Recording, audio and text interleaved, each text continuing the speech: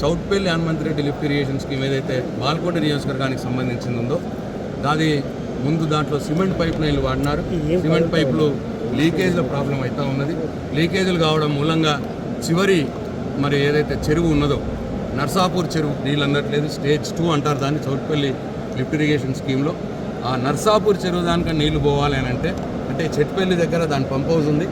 అది Lakshmi canal distributor మీద పెట్టినారు, మెయిన్ సోర్స్ అది. ఆ పంప్ హౌస్ నుంచి నర్సాపూర్ దానిక పోవాలనంటే ఈ సిమెంట్ పైప్ లైన్లో లీకులు రావడం మూలంగా నీళ్లు పోవట్లేదు. కాబట్టి దాన్ని ఎంఎస్ పైప్ లైన్గా మార్చండి అని చెప్పి రిక్వెస్ట్ చేస్తాం. ఒకటేసారి మార్చడానికి డబ్బులు ఎక్కువైతాయి అనుకుంటే దశల వారీగా మార్చండి.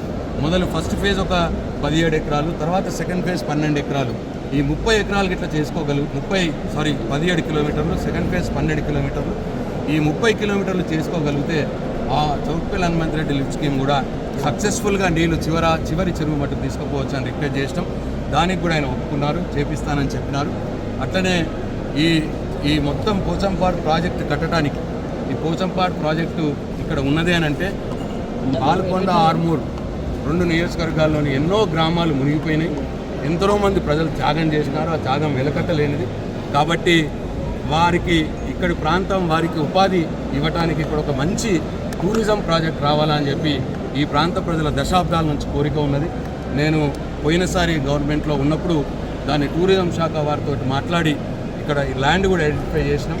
ఈ జలాల్పూరు, మన నాగాపూరు, ఈ 2 ఊర్ల దగ్గర పరిసరాల్లో మంచి ల్యాండ్స్ ఉన్నాయి. దీవులు కూడా ఉన్నాయి, 2 దీవులు ఉన్నాయి, మంచి ఐలాండ్స్ ఉన్నాయి 2. ఇవన్నింటినీ కలుపుకొని ఒక మెగా ప్రాజెక్ట్, టూరిజం ప్రాజెక్ట్ చేస్తే ఇక్కడి ప్రాంత ప్రజలకు ఉపాధి దొరుకుతుందని ఒక ఆలోచన. అట్లనే పోచంపాడు ప్రాజెక్ట్ నుండి, ఎందుకంటే ఎస్ఆర్ఎస్పి పునరుజ్జీవం చేసినాం కాబట్టి పోచంపాడు ప్రాజెక్టులో నీళ్లు ఎప్పుడు కూడా ఉండే అవకాశం ఉంటుంది. పోచంపాడు ప్రాజెక్టు నుండి బాసర మట్టుకు ఒక బోటు కూడా నడిపించాలని చెప్పి అప్పుడు ట్రయల్ రన్ కూడా చేసినాం మేము ప్రభుత్వంలో ఉన్నప్పుడు. మరి ప్రభుత్వం దగ్గర అవన్నీ కూడా ప్రతిపాదనలు ఉన్నాయి.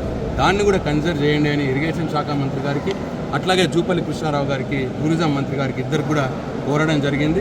దాన్ని కూడా కన్సిడర్ చేస్తాము, ఎగ్జామిన్ చేస్తామని చెప్పినారు.